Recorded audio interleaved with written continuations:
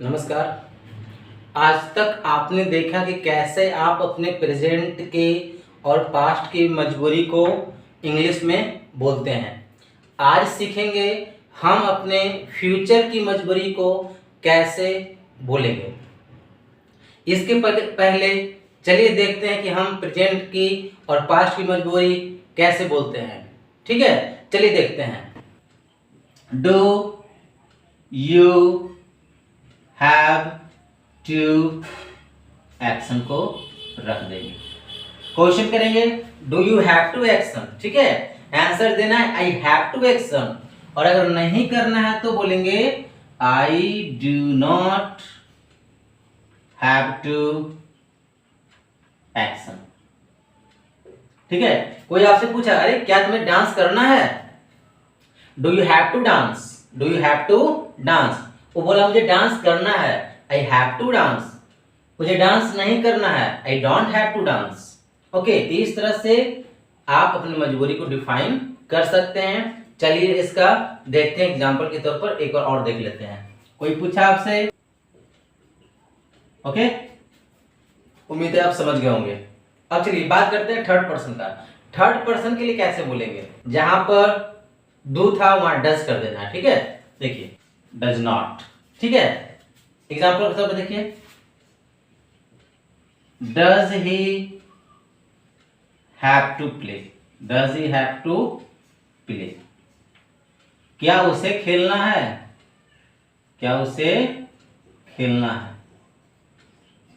हाँ, उसे खेलना है तो he has to play, he has to play। उसे खेलना है, उसे खेलना है। नहीं खेलना है तो he does not have to play। उसे नहीं खेलना है।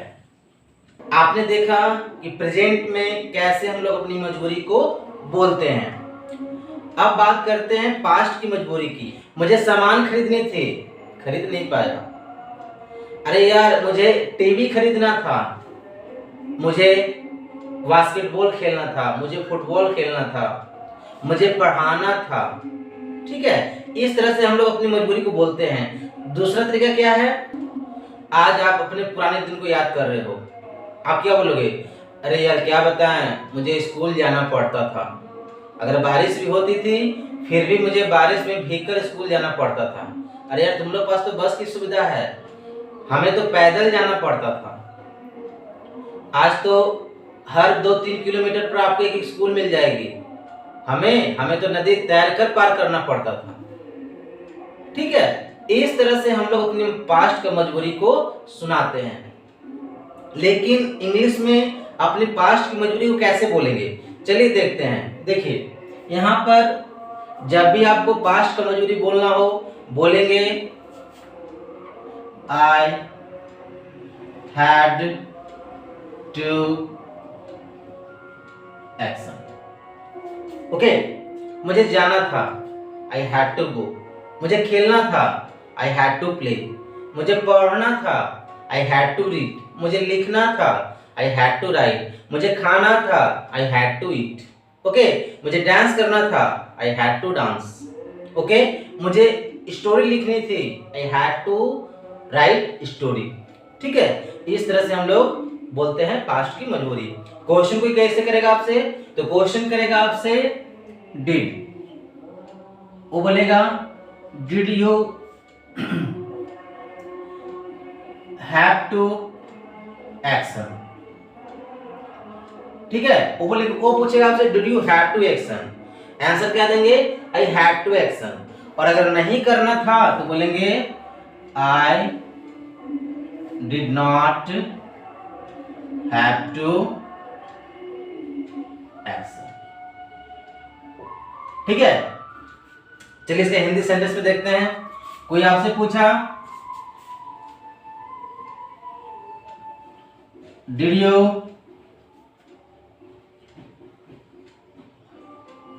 Have to read. ठीक है, did you have to read, क्या आपको पढ़ना था, क्या बोलेंगे, पढ़ना पढ़ता था। ठीक है, अगर पढ़ना था तो बोलेंगे आई हैड टू रीड, मुझे पढ़ना था या पढ़ना पड़ता था। और नहीं पढ़ना था तो बोलेंगे I did not have to read, मुझे नहीं पढ़ना था या पढ़ना पड़ता था। ओके, मान लीजिए आज आपका ट्यूशन था।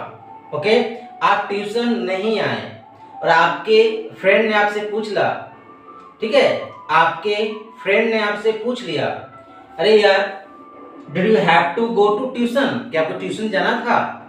अगर जाना था तो क्या बोलिएगा, I had to go to tuition, मुझे ट्यूशन जाना था, बट यार I did not go, I had to go to tuition but I did not go, मैं नहीं गया। ठीक है, और अगर नहीं जाना था तो I did not have to go to tuition. Okay, इस तरह से आप अपने पास्ट की मजबूरी को बोल सकते हैं। अब चलिए देखते हैं थर्ड पर्सन के लिए कैसे बोलेंगे। थर्ड पर्सन में कुछ नहीं करना है, क्योंकि पास्ट किसी का बदलता नहीं है, मैं पहले बोल चुका हूं।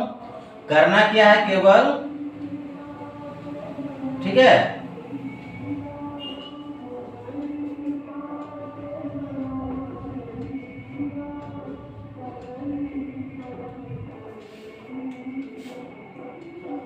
did he have to action, he had to action, he did not have to action, बस सिंपल सी चीज है।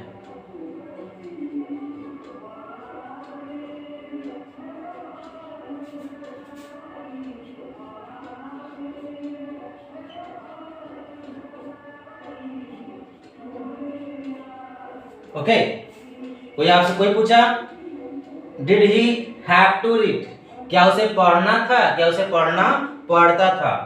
ही हैड टू रीड, उसे पढ़ना था या पढ़ना पड़ता था। He did not have to read, उसे नहीं पढ़ना था या उसे नहीं पढ़ना पड़ता था। ठीक है, इस तरह से पास्ट भी सबका सेम ही होता है।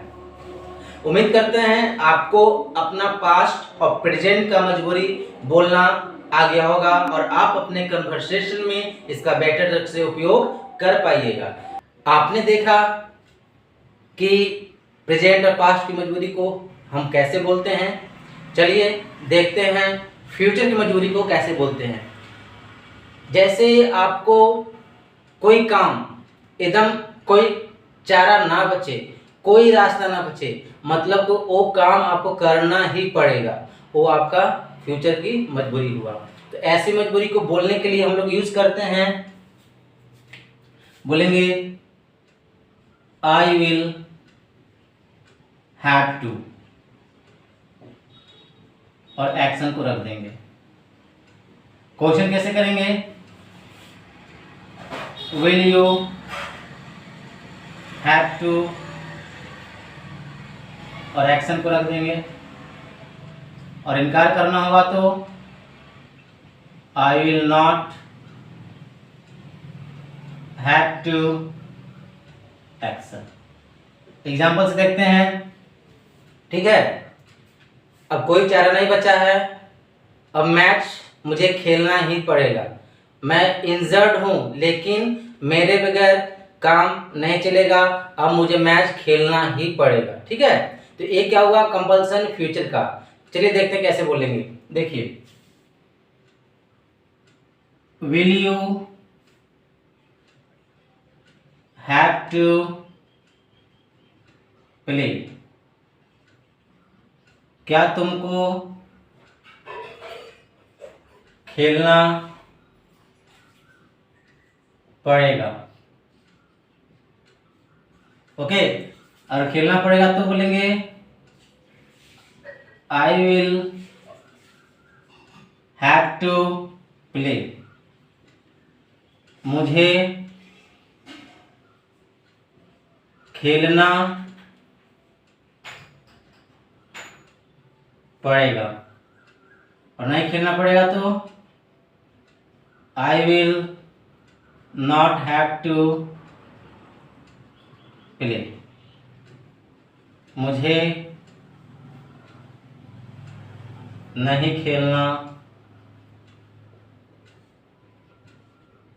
पड़ेगा। ओके, इस तरह से आप अपने फ्यूचर की मजबूरी को बोल सकते हैं। अब चलिए देखते हैं थर्ड पर्सन। थर्ड पर्सन की मजबूरी कैसे बोलेंगे। कुछ नहीं करना है, केवल यू की जगह ही, सी, किन्हीं का नाम, कंट्री का नाम, ट्रेन का नाम, एरोप्लेन का नाम, किसी का भी नाम वहां पर रख दीजिए। Okay, he, C, they, we, कुछ भी। Will he have to action, he will have to action, he will not have to action. Will he have to action, he will have to action, he will not have to action। ठीक है,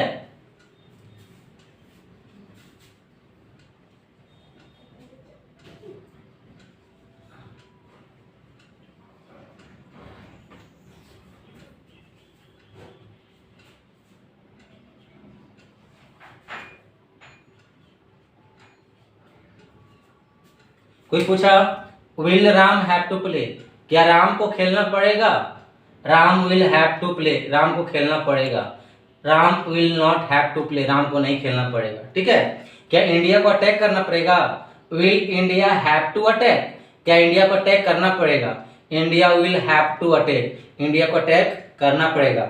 India will not have to attack, India को attack नहीं करना पड़ेगा। ठीक है, अगर चीज मजबूर ना करे तो। मैंने देखा कि प्रेजेंट, पास्ट और फ्यूचर की मजबूरी को बोलने के लिए हम लोग हैव टू का यूज करते हैं। जब भी आपको अपने कंपल्सन, अपनी मजबूरी को बोलना हो, हमेशा हैव टू का यूज कीजिए। ठीक है, उम्मीद करता हूं आज के बाद आप अपने कन्वर्सेशन में हैव टू का यूज मजबूरी बोलने के लिए बेहतर ढंग से कर लीजिएगा। ओके, बेहतर लगे लाइक कीजिए, सब्सक्राइब कीजिए और बीच में शेयर कीजिए। मिलेंगे आपसे नेक्स्ट वीडियो में नेक्स्ट टॉपिक के साथ, तब तक के लिए जय हिंद।